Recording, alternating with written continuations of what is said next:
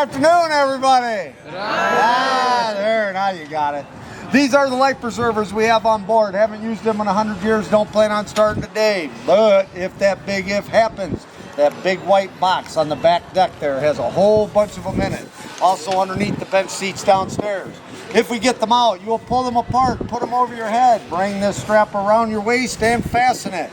If we must abandon ship, use one of the many exits you have along both sides of the boat. Don't jump till I tell you to. But once you're in the water, do not panic. This will float you on your back so you can breathe, and hopefully we pick you up before you go over the dam. That was a joke, people. I got a lot more coming, so.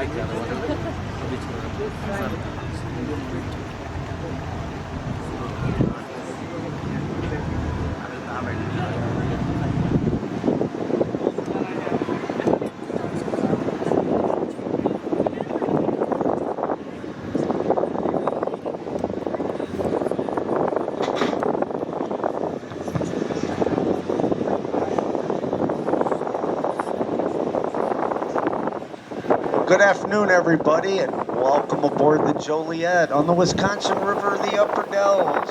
For you folks sitting on the top deck, if you can hear my voice, if you lightly tapping on the front of the boat. All right, thank you. My name is Bud. I'm going to be your guide today. I'm going to take you on 2 shore landings. I'm going to do a lot of talking in the first half of the trip. I've been with the company for 5 years now, dispatching, guiding, ghost boat, sunset dinner cruise. I do about everything except drive these boats, and I leave that for my days off on my boat. I am a retired firefighter paramedic out of Northern Illinois, and I'm in the Dells. So I'm going to turn the mic over to our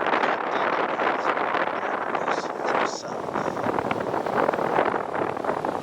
Well, thank you, Bud. I'd like to welcome everybody aboard the Joliet. My name's Gary. I'll be your captain this afternoon. And a little bit about me. This is my 7th year here at the Dells Boat Tours. Spring and fall, I'll be driving these blue and white tours. My time to enjoy the sunset. And I also drive the boats.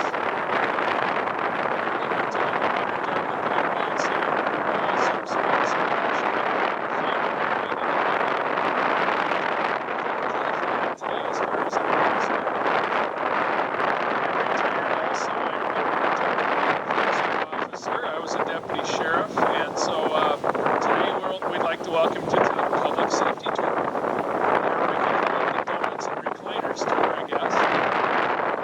Maybe the Guns and Hoses Tour. But no matter which way or what we call it, I think we're pretty good at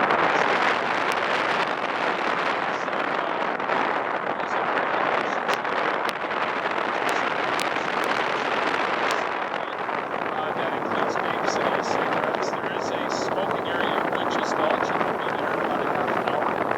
Also, don't throw any garbage in the water. We work hard to keep the Wisconsin River clean. We also ask that you use the garbage cans. Garbage cans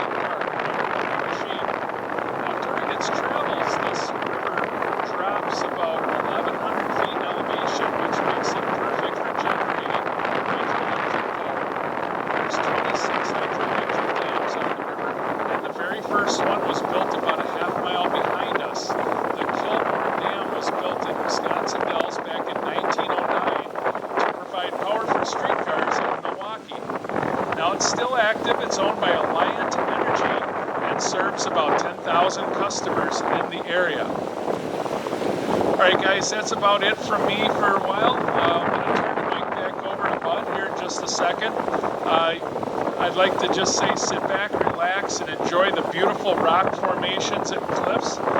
This is what brought people to Wisconsin Dells way back in the 1800s, long before there were any giant wooden horses, water slides, or t-shirt shops. And this is a beautiful tour. I hope you enjoy it. Gary, now as Gary said, they built the dam back there in 1909, raised the headwater up here on the Upper Dells 17 to 20 feet. So the average depth on the Upper Dells is about 20 to 60 feet, with one exception. Right before we go through these two cliffs up here, the river is 110 feet deep. The Native Americans said that this river ran on its edge because it was deeper than it was wider. Now the cliff on our right there is called High Rock, and it stands 65 feet tall. The one on our left is Romance Cliff, and it stands 75 feet tall. Romance Cliff was used by the Native Americans for their marriage ceremonies, and what would happen is the chief would give the groom a flaming bow, which is nothing more than a bunch of pine needles and twigs tied together. The chief would light it on fire, give it to the groom. The groom would throw it off the cliff. If it stayed lit all the way down to the water, the chief would bless them with a long and happy marriage. If it went out before reaching the water, it was gonna be a long marriage. Now look to the right bank, just ahead of the boat, you're gonna see a formation of rock that looks like a stack of pancakes. It's called Chimney Rock. Got its name from the pioneers who came to this area. It's also a great example of differential erosion, meaning the lower layers of rock are softer than the ones on top, so they erode faster from the wind, the snow, and the rain. And when we get up to Stand Rock today, you're going to see a very large example of differential erosion.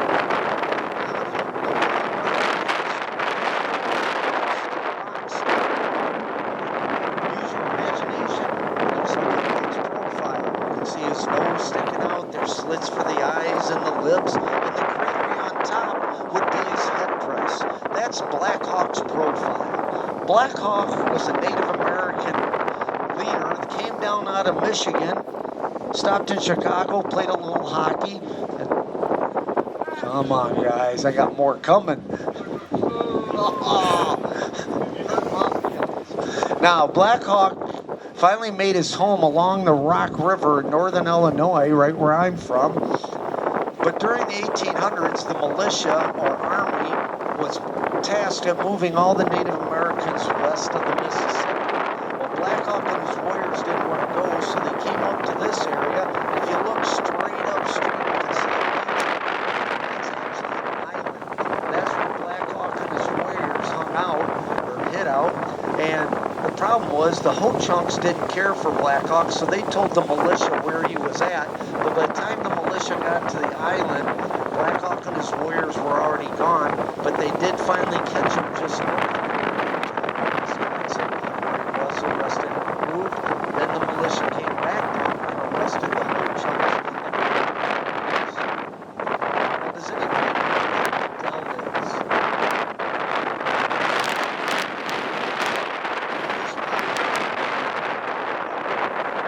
Yes, flat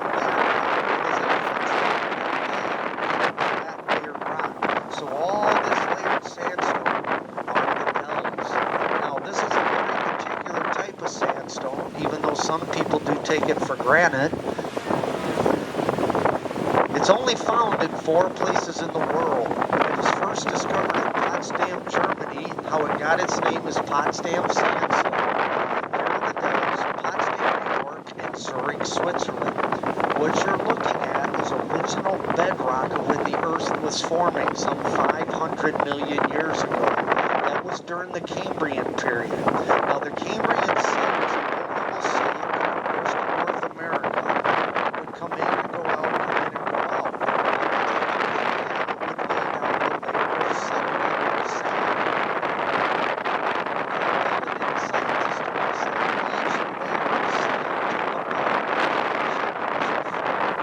about all this sand was actually washed down out of Michigan where there used to be tall mountains of sand, and as it eroded, the Cambrian Sea would wash it over here and lay it down and set it. Now, we still have all these sandstone cliffs here. During the glacier period, as the glaciers were coming down from the north, they were crushing everything into sight nice and flat. But for some reason, they split just north of here, and I'm going to show you that spot, and went around this area. And when they retreated, they missed it again, making it what they call a driftless area. But when they retreated, they left a very large earth and ice dam about 5 miles south of the lower Dells. As they moved through, that water started backing up behind that dam and created the Great Wisconsin Glacier Lake that was about 200 to 300 feet deep. Now, about 14,000 years ago, as the earth really started to get warm, that dam weakened and burst, and all that water went rushing out of here, and in about 7 to 10 days cut in all these sandstone cliffs. Now, prior to that dam bursting, if you see that channel over on our left, that's what we call the old riverbed. That's where the river flowed prior to that dam bursting. When it burst, it cut in the Narrows, which is off to the right, which is where the river is about 3 foot deep. We need 5 feet. Now, this island up ahead was named after the Legend of Black Hawk, so it's Black Hawk Island. There were inhabitants back in the 1800s. Matter of fact, where this beach is, there used to be a hotel that sat there, and the river pilots with their log rafts would actually park there and get some rest before going on down to the Mississippi. Now, the island is no trespassing now. It is run by the University of Wisconsin. You must have their permission to be on the island. They do day trips, so you can go in and see the canyons and the caves that are there, and you can see the remnants of where the people used to live, and they say there's still wagon wheel marks in the paths that are on the island. Now, the interesting thing about the island is every species of tree that grows in the state of Wisconsin grows on this island. One of those being the Canadian hemlock that generally doesn't do very well this far south, but because of the cool, moist natures of the Narrows, they actually thrive on the island. And I'm going to point those out in a little while when we get up next to some. Now, if you look to the left bank there, you can see a protrusion of rock sticking out. Look about 150 feet upstream more at the no wake sign, you can see another protrusion of rock, and they look identical. So they got the nickname the Twin Sisters. And we named them. This one here, this is Kate, and her sister up there is Duplicate. Or you could go with Pete and repeat. Now, if you look to the right side, see the no-wake buoy floating out there in the water. If you look into the sandstone banks, you will see an opening in these cliffs. It's a very serene place, sort of looks like a sanctuary. Got the name Chapel Gorge. To the left of the gorge going in, you can see the rock sticking out. That would be Pulpit Rock, where the pastor would stand and give the service on Sundays. It's also a great place for the animals to come down and get a drink of water without worrying about falling off a cliff. Now, if you look to both banks on each side of the boat there, you're going to see all that layered sandstone at a 45-degree angle. Not from an earthquake or an earth shift, but when the Cambrian Sea would go out, this would become a desert, the wind would blow, and what you're looking at is 500 million year old sand dunes. Now, back in the 1800s, this was one of the #1 logging areas in the nation. Because of the tall white pines, they loved them because they were strong enough to build buildings out of, soft enough to pound nails into, and they floated really well. So they would cut them down, take the branches off, tie them into rafts, and then bring them down the river. Now, if you look straight ahead, it looks like the river ends, but it takes a 90-degree turn and goes straight north. Now, before they built the dam, this was whitewater rapids, very swift current in here. When those pilots would bring the rafts around that bend, some of them lost control, slammed into the rocks on the right side, some were injured and even killed. So it got the nickname, the Devil's Elbow. He was a standing river pilot, which meant he stayed right in this area. He would be hired by the logging companies to bring the rafts around the Devil's Elbow, because legend has it he never lost a raft. Now, he had kind of an ego. He would actually wear a top hat and tails, bringing the rafts around the Devil's Elbow. Then he'd turn them back over to the company pilots, who would take them on down to the Mississippi, help build the cities of Galena, St. Louis, and New Orleans. Now, in the mid-1800s, the railroad came to town, and they started taking those logs by rail because it was faster, cheaper, and easier. So that meant old Leroy was out of a job. But he wanted to be remembered, and if you look in this bay right here on the left side, that white rock on the right side of the bay, about 6 feet off the water, you can see an engraving up there on the rock. And it says, Leroy Gates, Dells and River Pilot, from 1849 to 58. Yes, folks, right there, the very first billboard of the Wisconsin Dells. Now, since old Leroy was out of a job as a river pilot, he started doing exactly what I do. He gave tours on the Upper Dells starting back in 1857. But back then it was a little different, because you'd go give old Leroy a quarter or 2 bits, and he'd hand you 2 oars, and then you would row for the next 8 hours. So you guys got it easy. Now, if you see this rock on the left side out in the channel, that is one of those big sand dunes. It's called Slide Rock because legend has it is continually sliding out into the current. Now, the interesting thing is, on one side of the rock, it's 6 feet deep. The other side is 60 foot deep.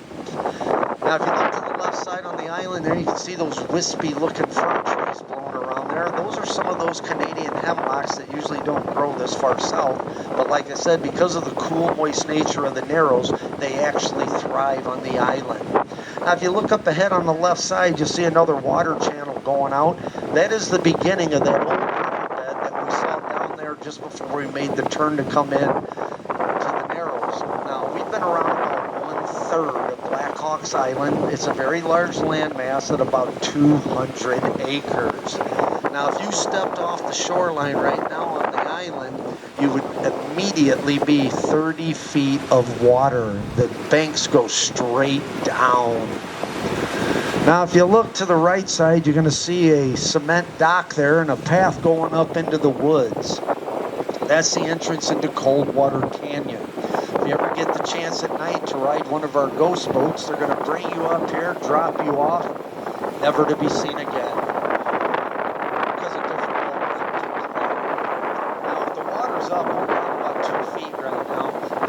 Channel on the right actually goes into Coldwater Canyon. Our pilots are trained so well that they'll take a 12-foot wide boat into that 14-foot wide channel, drop you off, turn around, and come back out, all in the darkness of night. Now, if you look to the right bank, you'll see a big slab of rock laying there. That's called the Giant Shield, because it's exactly what it looks like. It's also a water marker for us. The water's usually around the bottom of it. But in 1936, the water crested 3 to 4 feet above that rock. Now, if it gets halfway up, we have to stop giving tours because the water's too dangerous. The current's so fast, makes big eddies and whirlpools, and throws these 40-ton boats right into the rock. Now, we do have a lot of wildlife up here. We have rabbit, squirrel, fox, mink, lots of deer, and some black bear. And, oh, matter of fact, on the left bank there, the only crocodile on the Upper Dells. He's sitting there with his mouth open, looking for a fish. Yeah, I know, it's not a crocodile.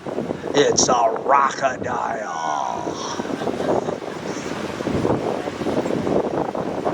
Now we got a little time before we get up to the next point of interest. I'll pick the mic back up and tell you all about that.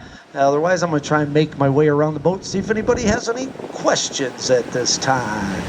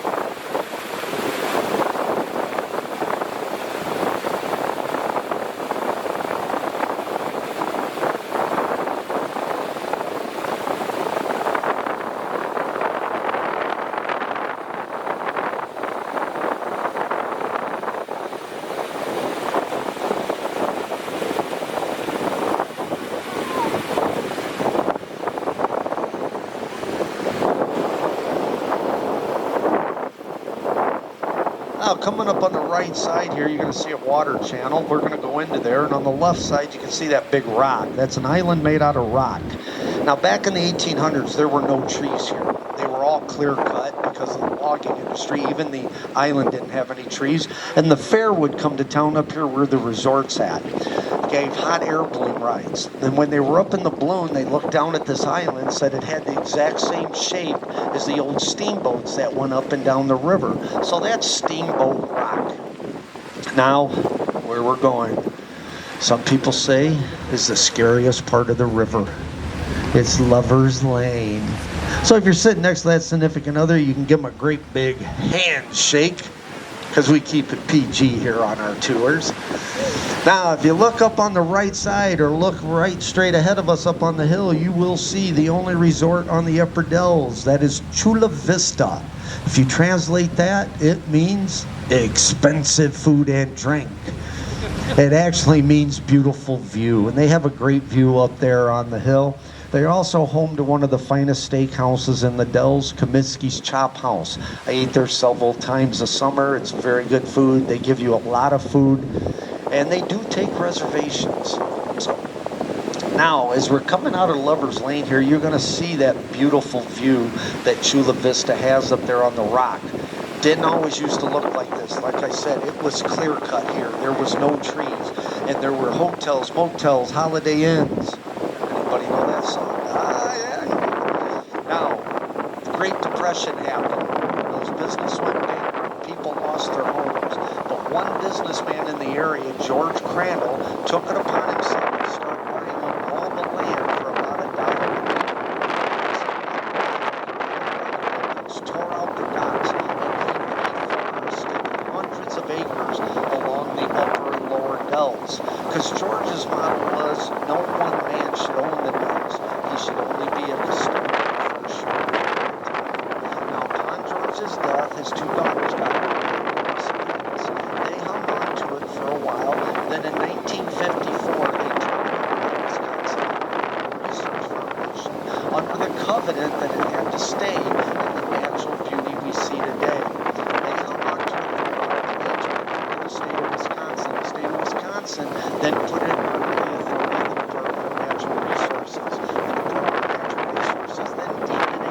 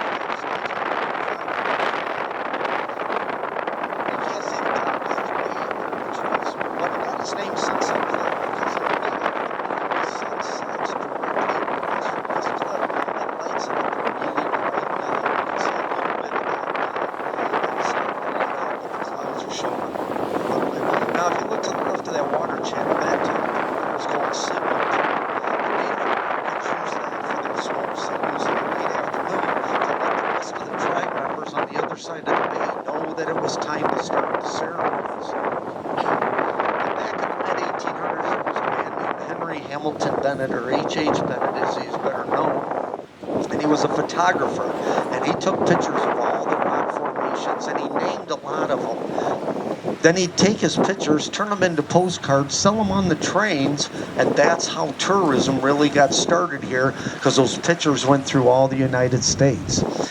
Now, H.H. was out one day in his rowboat and looking for more rock formations, and he came up to this water channel. Now, it wasn't real big like this. It was just a stream up through here. This was a marsh before they built the dam. He got to the back of this inlet to a canyon, and he could hear waterfalls. There are 3 small ones, the biggest one's about 10 feet. But he couldn't row any further, so he got out of his boat, started wading up the natural trout stream that's in the bottom of the canyon, got up to the first waterfall, but there was too much water, too much debris, so he couldn't get any farther. So he waited till winter. He ice skated up in here when it was frozen, took ice picks, climbed up the waterfalls, made it to the back of the canyon, and thought, this is gorgeous, we gotta give tours through here. So that following spring in 1875, during high water, him, his brother, and another captain floated all that debris out of here and floated lumber in, and they built a walkway through the bottom of the canyon. We're gonna take that same walkway today. And yes, we've replaced some of the wood since 1875. Now, it got its name because they said you could see faces in the rock. And if you look right at this rock on the right side here, it's an upside down face. You can see the 2 eyes, and then the nose and the mouth would be at the top of the rocks there. And you could see faces of witches throughout the canyon walls in the gulch. And they also said that the waterfall sounded like witches cackling at night.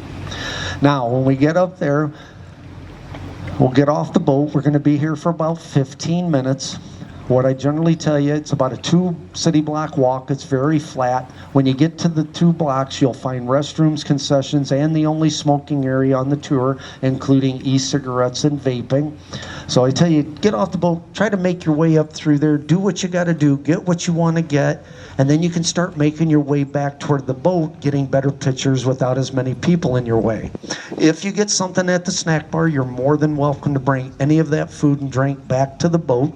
Now, when you come back to the boat, you must return to the same seats you're sitting in now. That way we don't have any bloodshed over this fine patio furniture we have. Now, if you guys can just sit tight for a little bit, we'll get the boat tied up. Once it's safe to come ashore, either Gary or myself will let you know that, and I'll lead you up through the Witch's Gulch.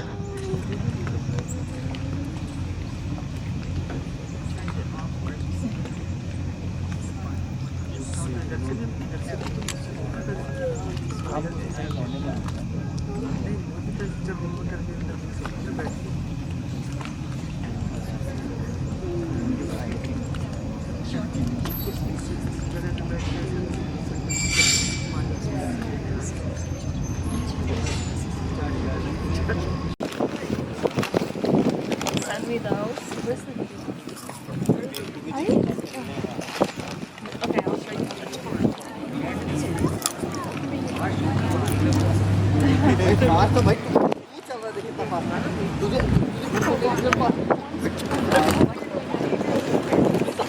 Yeah, that one that says like wait, what, where is that from?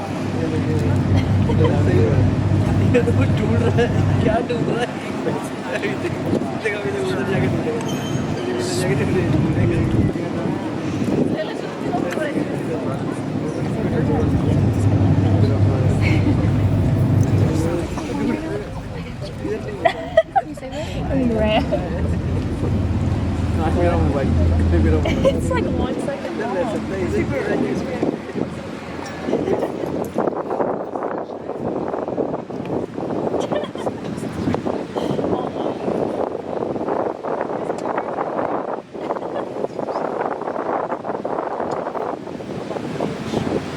Welcome back, everybody. I hope you enjoyed the Witch's Gulch. See, some of you didn't go to the snack bar. All we ask is when you're done with the product that you do use the trash receptacles on the back. And some money on the So I do ask that you stop just like trash cats, classes, small children. We don't want anything popping off the top of the yard. Now, the question that's been asked for decades, why is the river so much wider here than anywhere else? Well, we brought a team of geologists in. They took about a week, taking measurements and samples and that. They finally came up with a conclusion.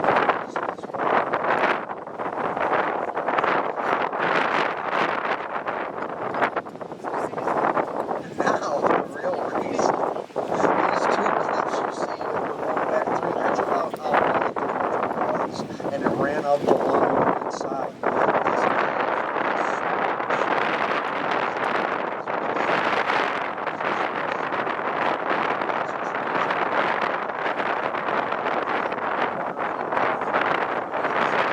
This bay, this beautiful bay. Now, off to the left in front of us over there, it's about 6 to 8 foot deep. Across the bay up in front to the right, it's only about 1 to 2 foot deep. Now, all those trees were in the water then. Owners were upset because they said it was a waste of trees. They could eat their homes with them. So the state of Wisconsin told them, you can get them, you can have them. So they waited till now.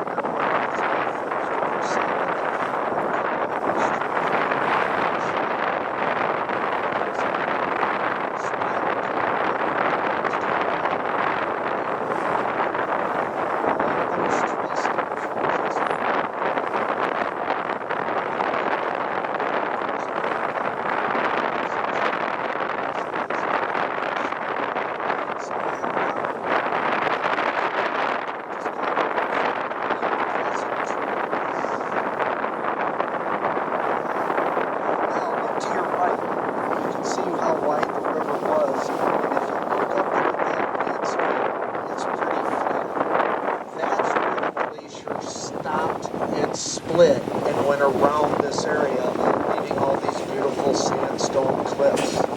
Now, if you look to the right bank, you can see a bunch of boats over there. That's Holiday Shores Campground. If you ever wanted to come out here on your own with your family, you can actually rent pontoons, skateboards, wakeboards, kayaks, canoes. You can spend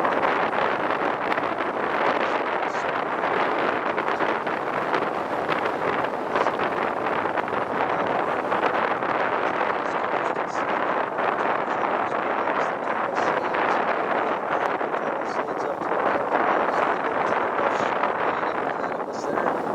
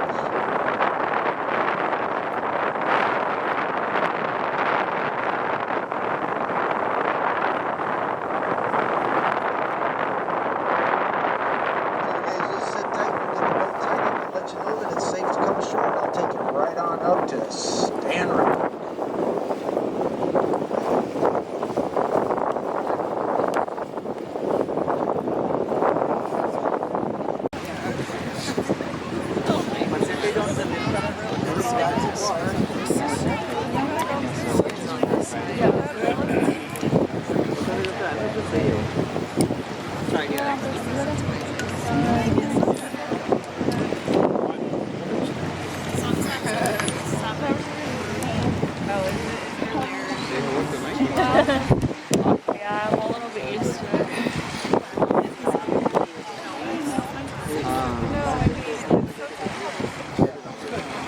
I had to fix the hair on my leg. I just checked it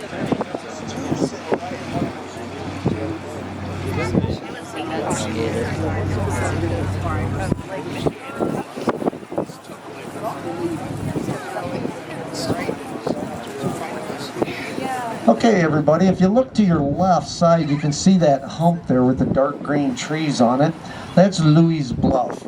Louis Duplay came from Bordeaux, France. At 14, he jumped on a French naval vessel and landed in New Orleans. While in New Orleans, he started his own lumber company, and he started buying logs from the pilots coming down from the Great Wisconsin. And they would tell him about the rock formations up here. And he always wanted to see them. Well, then a love interest brought him to Milwaukee. While he was in Milwaukee, he came across to see those rock formations. When he saw that bluff, he fell in love with it, ended up buying that bluff and 27 acres along with it, opened up the very first trading post in the area, traded with the Native Americans and the river pilots. And the Civil War broke out. He went in. When he got back, he was heard of saying, "I never want to be so far away I can't see my beloved bluff." And to this day, Louis got his wish because he is buried at the base of the bluff with the first of 2 wives and 2 of his 14 children. Now, Gary's turned the boat around. We're headed back down to where we came from, because even if we wanted to go farther north, as you can see, there's not much to see because the glaciers took care of that. And when you get around the bluff, the river's only about 6 inches deep, and I don't feel like pushing a 40-ton boat today. So we're gonna head back down. I don't do a lot of talking. If you miss something on the way up, look on the other side on the way down.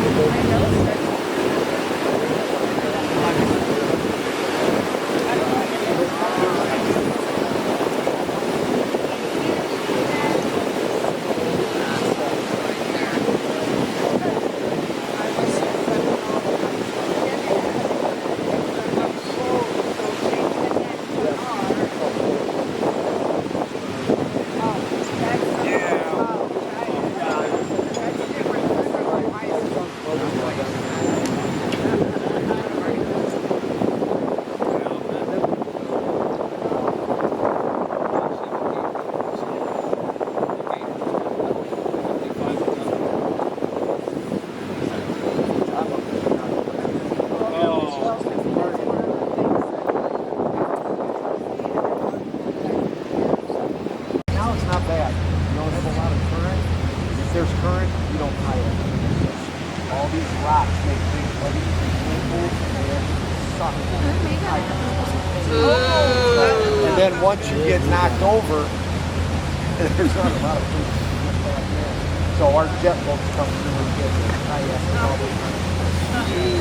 But right now it's perfect. If you really want to kayak the lower down,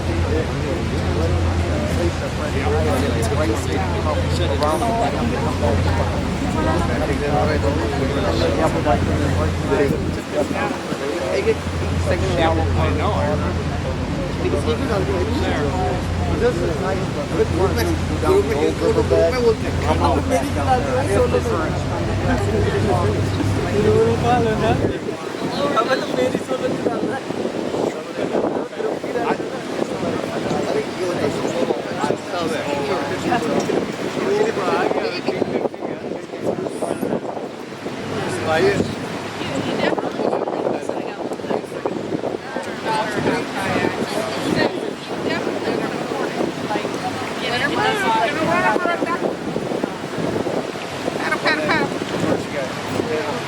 Do they ever get run up? Like you mean it looks like washing? Yeah, you'll have to check the same. If you look up the washing,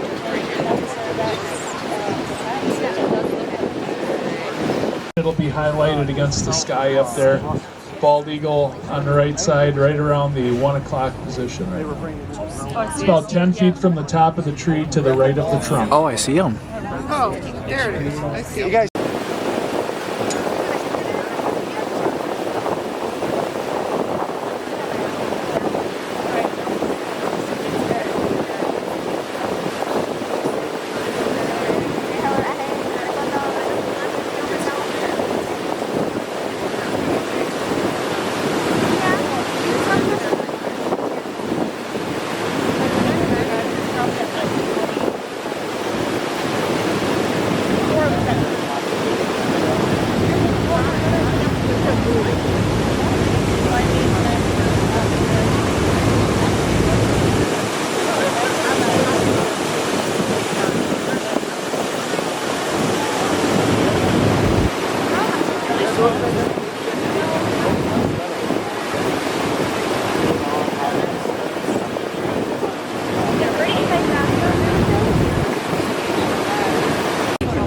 One of the most common questions we get out here is whether or not the Wisconsin River freezes over in the wintertime. The answer is yes, and that means we pull all of these boats out of the water each fall.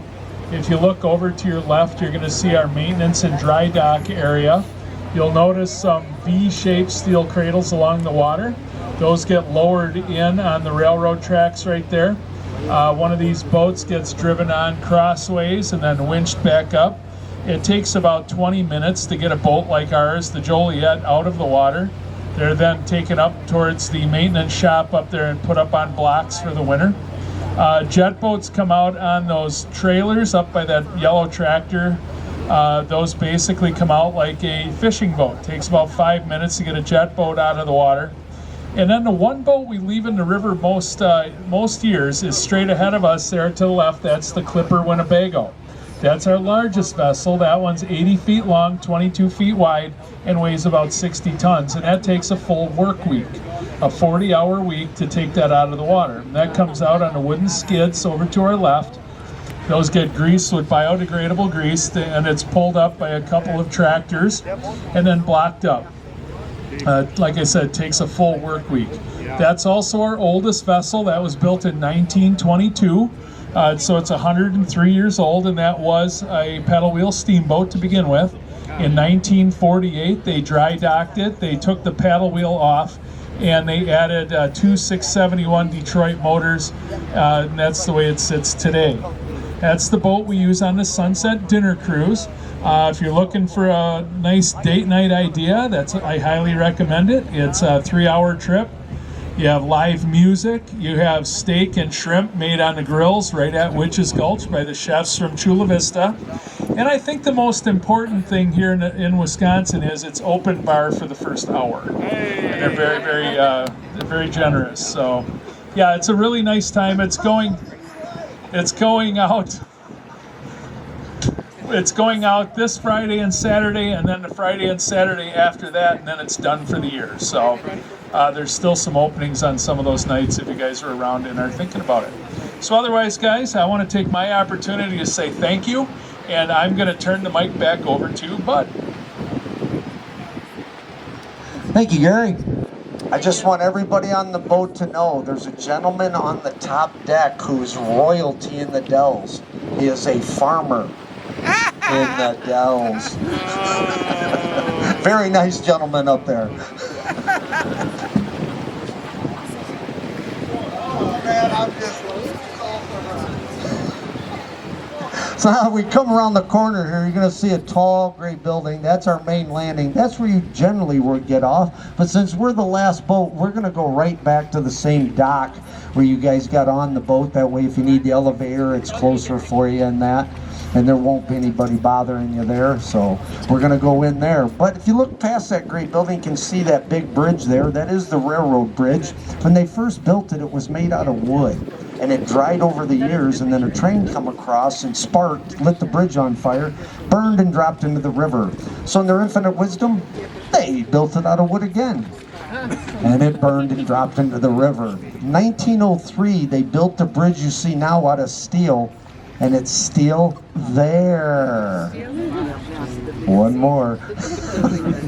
Now, when they built it, the top was for trains, the bottom was for automobiles. Then they built the second bridge for the automobiles, but the trains still use the top rail. Now, if you look underneath both bridges, you can see some orange buoys out there. That is the safety cable to the dam. If a boat became disabled or somebody fell out, the current would push them down there.